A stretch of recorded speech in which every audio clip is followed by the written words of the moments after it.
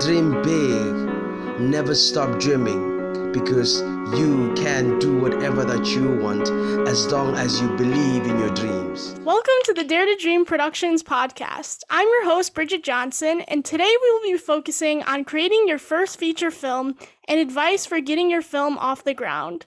Please welcome writer and director Anderson Matthew of the queer romance film Baja Come Down, his first feature film. Thank you so much for joining us. Yeah, thanks for having me.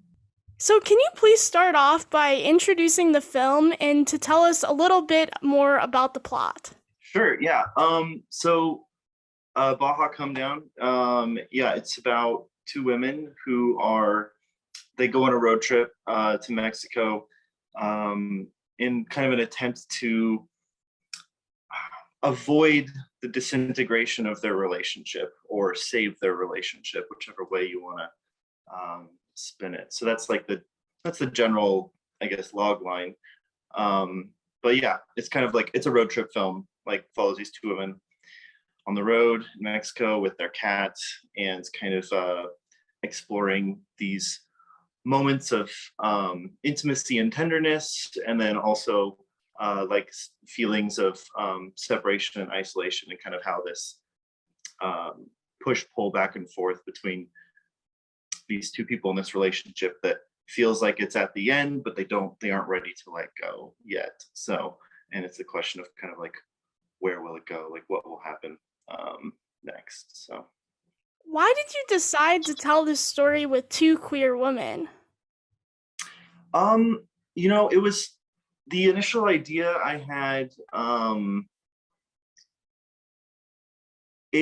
just saw it as two women, and I kind of wanted to follow that. It was just kind of something that came like intuitively to me, and I felt like that was just how I felt like this story needed to be told. So that's, I guess, the short version of that. I am a lesbian filmmaker myself, and I was just having a conversation with my friend the other day. We were talking about like the disappointment in the representation of lesbian in films because they're always portrayed for the male gaze, and most of the time, most lesbian films follow this coming out narrative or stereotypes. But I watched your film and I found that it didn't follow these stereotypes, which I was very happy about. So I wanted to like learn more about how did you deconstruct these tropes and positively represent the queer community? Sure. I mean, yeah, I'm queer myself, and yeah, I guess I approach my storytelling and filmmaking from a influence that's less from like typical Hollywood narrative, and I'm also not really interested in sticking with tropes. I guess I'm just interested in these characters that with experiences that like I can relate to, and that like friends of mine that I know have been through like similar experiences can relate to. And I really the story really was centered around this kind of like exploration of this in-between space of like feeling like you maybe should break up but you don't want to. And I just kind of kept it like at like a human level, and wanted to have it be focused around just between the two of these characters and their relationship, and not so much of like them having to like defend their identities or their relationships like to the world. They just are living their lives like as themselves. I read that you started fundraising for the film in 2015 and it was fully completed in 2019. And you have your official premiere at Reeling tomorrow night. Congrats on that.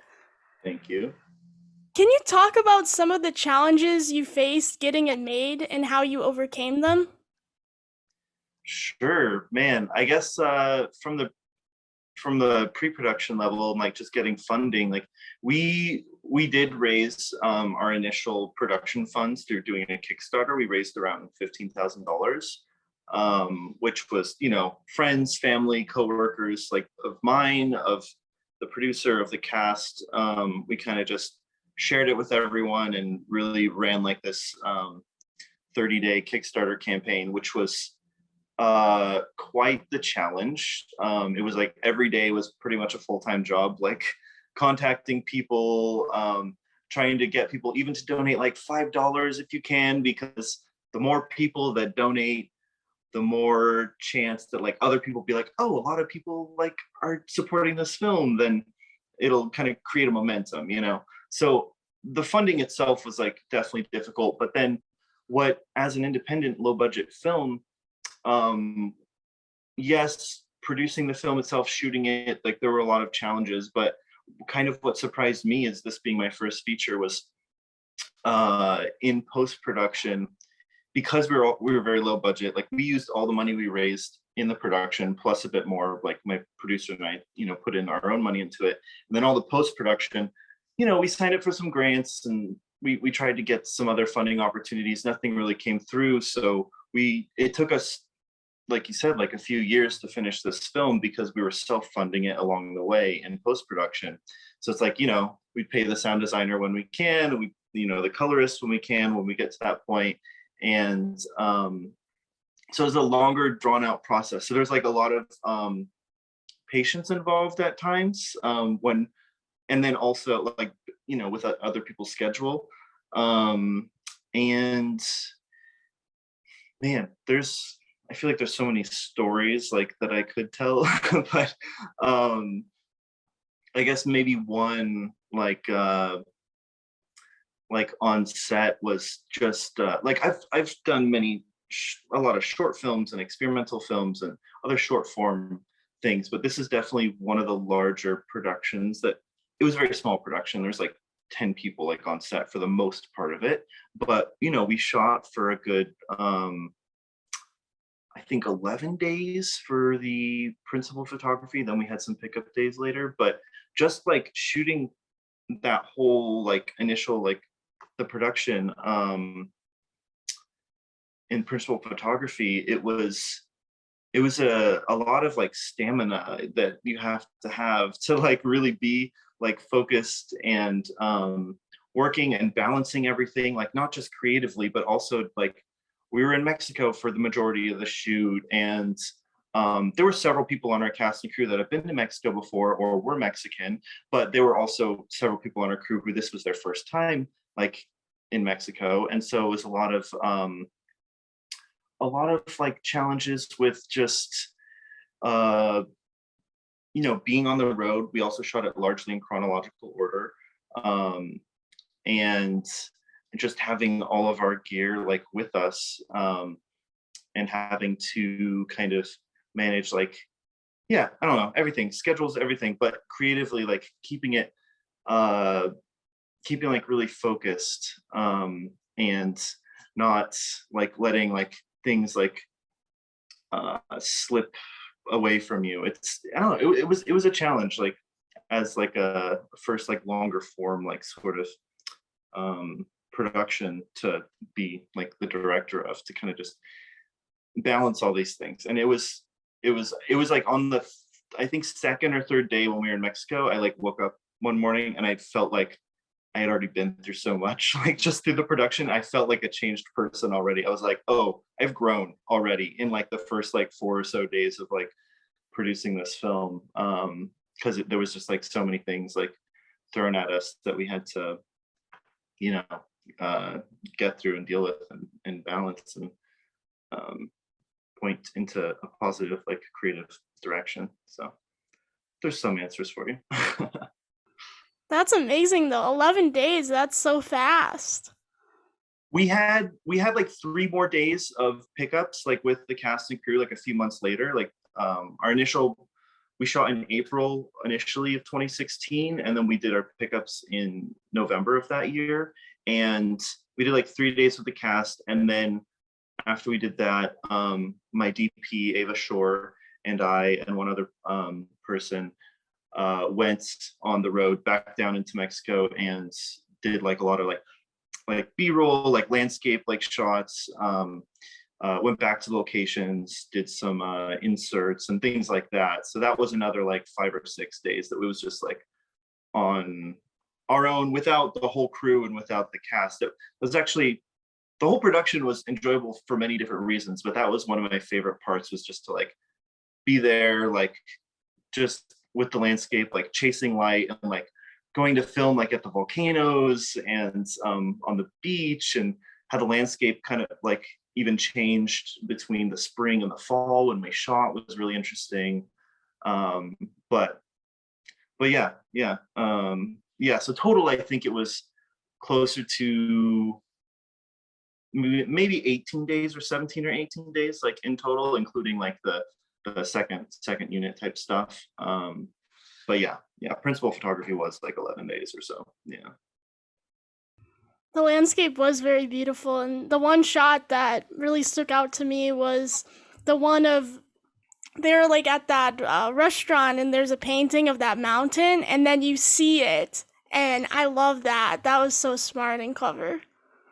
Awesome. Yeah. When we were that restaurant is at the hotel where they're staying at. That's it's a little spot called Cielito Lindo in this right outside this town called San Quintin down in Baja California. And I had stumbled upon it one time on a road trip with a friend, and I had this film in mind already at that point in time, and I was like, I would love to film here. So like 2 years later, when we went scouting for the locations for the film, one of my producers on the film, Christian Quintero, he had family who, total coincidence, happened to be friends with the people who own that restaurant, and so, and that hotel. So we all went down there and like met them and like talked with them, and they were like really inviting and really excited for us to like shoot there at their hotel. And yeah, that mural of the mountain, it's actually those are volcanoes off the coast that are just dormant. They've never erupted, but those volcanoes really like struck me, like just seeing them off the coast. And then when I of course saw this mural on the wall, I was like, okay, this, like, I felt drawn to the volcanoes like personally for some way. I wasn't really sure what or why, but then seeing like this mural, I was like, I know these volcanoes like have to be like a part of this film. So we did like end up venturing out there, you know, and shot like on the volcanoes and out. And there's a whole little fishing village that lives on the coast there around these volcanoes, that it's probably like an hour like drive away from the hotel itself. But yeah, visually very striking, and there's definitely a really interesting like just atmosphere around the volcanoes. Like we kind of just wandered around and, you know, found some really beautiful shots, and it was a very quiet. I don't know if you've ever been to like a volcano before. Like for me, I've been to a few, and like they just seem to have a certain like energy like there that I felt was very special, and would be very interesting to kind of have these characters like go there and like spend some time alone, just in the natural like environment there. So yeah.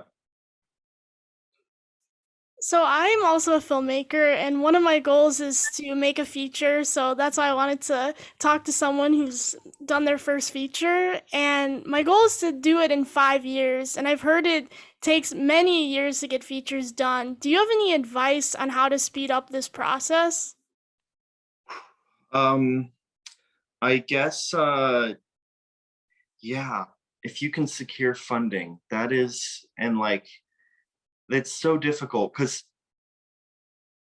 it took us about that long. I think like maybe it was a 4-year process before the film was done. And then of course, you know, we were done like right at the beginning of COVID. And then, you know, here we are a year and a half later and finally getting our first like festival screening. So this is what, like 5 years, it's been 5 years, a little over 5 years now that since we shot the initial like principal photography. So yeah, advice on making a film.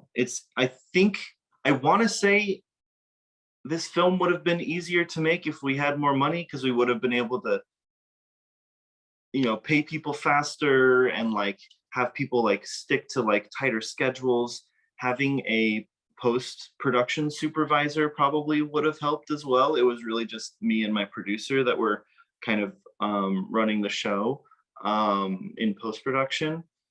But yeah,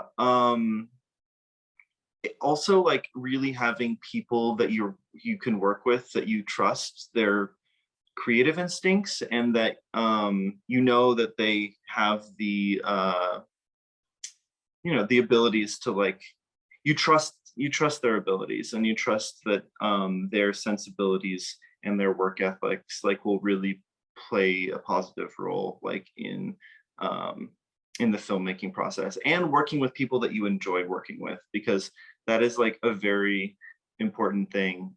You know, like my cinematographer, like Ava Shore, like we've shot several things together, and she's incredible. And she's a very good friend of mine, and we have worked several times together. So like working together on this film, like there's like you know, I can tell her kind of like what I'm going for, and she can get it really quickly because we've worked with each other before. So yeah, working with people that you have already a relationship with, that you know, I think is also very important. So I think it's so, I kind of like went into like several different directions. I feel like there's a lot of factors that go into that, but yeah, those are some things that I would say that would, for making your first film. Yeah. Would finding a producer be the first step of making a feature once you've written it and plan to direct it? For me, that was one of the early steps for sure. I think that having a producer on board as early as possible is definitely very helpful, because as a director of an independent film, like I feel like a low budget thing, like you're inevitably going to be a producer on it as well, and like doing a lot as a producer role. But having someone else really take the brunt of that, or take like the, you know, the heavy lifting of that, who has maybe a bit more know-how and a bit more you know, commitment to that role, I think is really important to help balance your ability to like also focus on the creative, and keep the momentum, and keep like, you know, the goals like in sight that have to happen in order to make everything happen. But yeah, I'd say that's definitely an early thing. I think it's always also good to have cast on as early as possible, because I think the cast very much like informs the character, and the character informs, I feel like that's a having the cast like be able to like have their time to get familiar with their characters is important, rather than just like, you know, casting someone like a week before, which I've heard productions like do sometimes, and I think it's you know, much better for everyone involved in the film as well, if the cast is kind of like, casting is figured out like ahead of time, because yeah, the performance obviously like sets the tone of the film. So kind of knowing like who's going to be playing these roles really helps with the design of things as well, and the atmosphere. That would stress me out if I had to cast for 1 week before shooting. So Crazier things have happened, yeah. So during shooting, is there something you would have done differently that you'll take for your next feature? I think allowing more time for the shooting process. Like if you can afford, and it always comes down to how much money you can, you know, manage to bring in. But if you can afford to like add a couple days to the production schedule than you think you'll need, I think that like for me would have been a benefit to not just my experience like as the director of this project, but I think everyone's experience, because the more time that that you have to kind of get used to your new environments that you're like shooting in, and like figuring out blocking and figuring out all the intricacies that go into like a shot. I feel like having a little bit of breathing room is conducive for having like new creative ideas like while you're on set. Because if you're on a very strict schedule, like, which inevitably a lot of films always are on a pretty like run and gun like schedule, like, okay, we have like 2 hours to do this, or we have like 6 hours to do this, but really it'd be nice if we had like double that, you know. You inevitably kind of have to like, you know, maybe cut a shot that you wanted because there's just not time, or even sometimes like scenes, like, okay, like you got to prioritize, like, these are the most important scenes that we have to get through today. If we can get to this other one that is like not, it's a scene that we wanted in the film, but it's not quite as integral to the story necessarily, like that'll be our last on our schedule in case we run out of time. That's something we could lose. So it's like the more time you have, the less chance that you'll have to cut out little things that you may have you know, wished were in the movie later, which definitely did happen a couple times like on this production. But in the end, it's like, you know, still like very happy and proud with everything that we were able to get for this film. But yeah, I think having a bit more of leeway in the schedule would be something that when I go for shooting my next film, I definitely want to make sure that is part of the experience. This film seemed to not follow traditional film structure and seemed a bit more experimental. There was a lot of poetry written by one of the main characters, Hannah. I love that. Can you talk a little bit about this and why you took this route? The films I watch are not often, yeah, the typical 3-act structures, or at least in an obvious way. I definitely am interested in films that explore themes and make you, you know, like provoke like questions more than telling you like how everything is and how everything is going. So yeah, I guess I'm interested in discovering new ways of storytelling where it's like more of an emotional experience, where you arrive at the end of the film with a certain atmosphere, with a certain mood, with a certain feeling, and I think that atmosphere and mood and feeling are like an emotion, are like very core to what drive the story, the film, the experience. So yeah, I'm less interested in telling like a typical like Hollywood structured like films necessarily. So yeah, this is just kind of the direction of filmmaking that comes more naturally to me and more to my interest. Yeah. It seems like you drew some inspiration from documentary by utilizing handheld camera and natural lighting. Was this your intention? Sure. Yeah.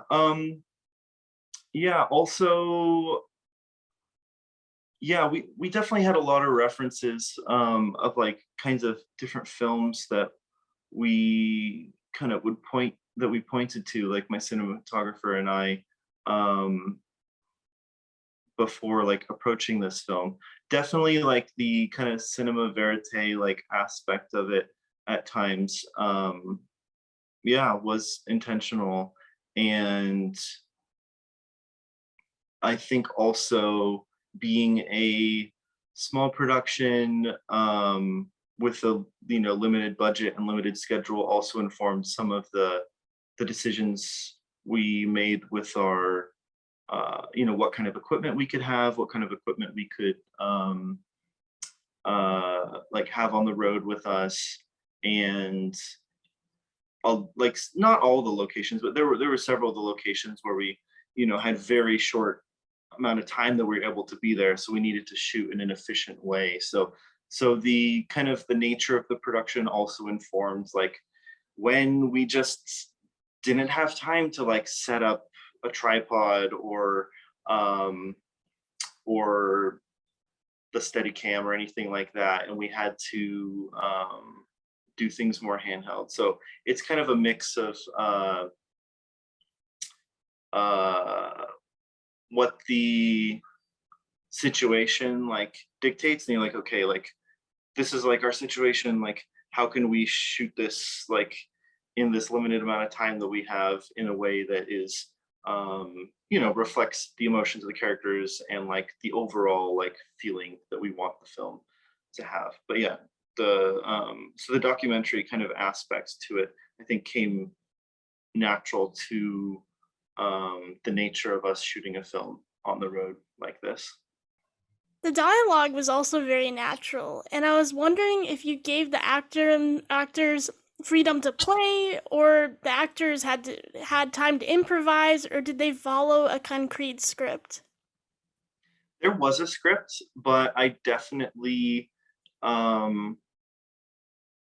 like was very clear with them. Like, if you feel like there's words that don't feel right in your mouth, or if you want to say something a little differently, or if you have ideas like of something else the character would say, that's definitely something that like I believe that like the script is kind of like that's like kind of the skeleton of like what you're making, and then when you're actually like on set, when you're actually with the performers, you should go with whatever feels most natural. So yeah, sometimes there were some lines that didn't work, and sometimes there were some lines that came up with on set. Like I might have come up with new lines on set, or Michelle or Caitlin as well. So yes, there was a freedom. There was like a malleability to that, but largely it was scripted. But there's definitely moments throughout that were more free, and there was some improvisation, especially in the scene between Charlie, played by Michelle Ortiz, and the hotel the hotel manager who's in the restaurant, Bebo. That was pretty much improvised. I kind of gave them like some things to talk about. I was like, okay, I want you to like ask these things and like talk about these things, but do it in a way that like feels to you. And we ran through like a couple times, and it ended up being one of my favorite like moments of dialogue in the movie, where Bebo like makes Charlie a Bloody Mary, and she takes a drink and it's a little spicy, and Bebo says like, I hope it's oh god, he says I hope it doesn't make you cry because of the spice. And she like, Michelle is like such a brilliant actor, she just took that, she's like in that moment thinking about her relationship with Hannah and how everything's like really rocky right now, and she's just like, oh Bevo, if only you knew. That was probably one of my favorite moments of dialogue in the film that was improvised. I was like, oh my god, like it's so fun that some little moments can be discovered like on set. That's definitely something that I, in my productions, I try to allow for time for this exploration to happen, because I think finding those little moments like really can create whole new moments that you didn't even anticipate in the written script. And one last question, what advice do you have for first-time directors? Advice, yeah, I think it's just working with people who you trust and who you believe in, and that can really fit within the vision that you have for your film. I feel like almost no matter, like I talked earlier about how like we didn't have enough days, or like our budget was so small, but ultimately at the end of the day, like if you need to make your film, if you're like really passionate about making your film, you're going to figure out how to make it. And it might not end up being 100% what your original vision is, because maybe you won't be able to get some helicopter shot or whatever, like some thing that's gonna cost you more money than you're gonna be able to find. But at the end of the day, if you like stick with the fire that's like in you of that initial like idea of like the inspiration, and if you really need to make it, I think that you're gonna find a way to like make it happen. Because yeah, it took like several years for this film to happen, but like we were like those like in the key crew, like we were very committed and motivated to like seeing this like film through, and we made it happen like despite the limited budget and all the other challenges that just come up along the way. So I think it's just like having perseverance and like creativity in figuring out how you're going to make it made with the limited means that you have. Thank you so much for joining us, and I hope to see you tomorrow night. Yep, I'll definitely be there. Are you going to be there? Hopefully, yeah. Okay, cool. Thanks so much, Bridget.